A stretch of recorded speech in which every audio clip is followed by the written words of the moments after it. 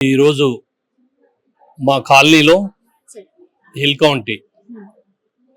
County కాలనీలో మీ hit TV యాజమాన్యం ఎండి శ్రీనివాసరెడ్డి గారి ఆధ్వర్యంలో ఈ ప్రోగ్రాం వారు చేస్తున్నారు. అది స్పెషల్గా కాలనీ శ్రీ వెంకటేశ్వర స్వామి టెంపుల్ ఆలయంలో ఇటువంటి ప్రోగ్రాం చేయడం మేము అదృష్టంగా భావిస్తూ ఉన్నాం. ఈరోజు దేశమంతా కూడా ఇటువంటి యాగాలు చేస్తున్నారంటే ఈ భారతదేశం యొక్క ఘన కీర్తిని కీర్తించబడ్డాం కాబట్టి ఇటువంటి హోమాలు జరుగుతూ ఉన్నాయి. గత కొద్ది రోజుల క్రితం పహల్గామ్లో జరిగిన దారుణ హత్యాకాండ, అటువంటిది పిల్లల్ని మహిళల్ని అంతా పక్కకి పెట్టేసి ఓన్లీ పురుషుల్నే టార్గెట్ చేసేసి వాళ్ళని హీనాతిహీనంగా కాల్చి చంపడం అనేది చాలా ఘోరమైన దుస్థితి. అది దాన్ని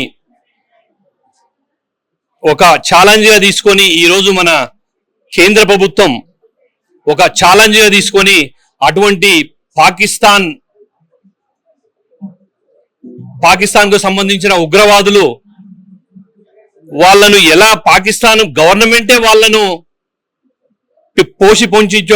పోషి పెంచిన అటువంటి ఉగ్రవాదులు పహల్గామ్లో అటువంటి మరణకాండ చేసింది కాబట్టి దానికి ప్రతిఫలంగా దానికి ఎలాంటి మనం రివెంజ్ తీసుకోవాలనే దీంతోని మనం కేవలం ఆ ఉగ్రవాదులను మట్టు పెట్టాలనే ఒక టార్గెట్ తోని మన భారతదేశ సైన్యము మన కేంద్ర ప్రభుత్వము వాళ్ళ శిబిరాలను వాళ్ళ అడ్డాలను అన్ని కూడా కూలదోసే ప్రయత్నం చేసింది. అందరినీ కూడా నాశనం చేయడానికి పూర్తిగా పూనుకున్నది. కొన్ని నాశనం అయిపోయినాయి.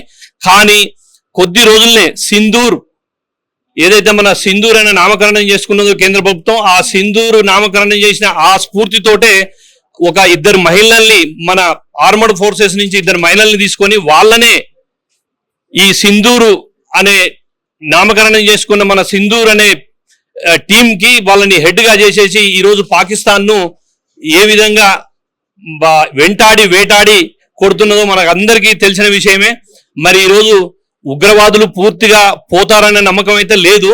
కానీ మనం ఏదైతే ఆపరేషన్ ఉగ్రవాదుల మీద చేసినామో వెంటనే పాకిస్తాన్ గవర్నమెంట్ వెంటనే స్పందించింది. అంటే ఎంతమంది అయితే మన ఉగ్రవాదులు చనిపోయారో ఆ ఉగ్రవాదులకు క్రిమేషన్ లో ఆ పాకిస్తాన్ గవర్నమెంట్ పూర్తిగా వాళ్ళకు సహకరించి వాళ్ళ క్రిమేషన్ లో పాల్గొన్నది. కాబట్టి దీని అర్థం ఏంటంటే టోటల్ గా ఉగ్రవాదులు ఒకటే, పాకిస్తాన్ ప్రభుత్వం కూడా సేమ్ వాళ్ళకు అండగా నిలిచింది, వాళ్ళే పెంచి పోషించారు. కాబట్టి ఈ రోజు మనం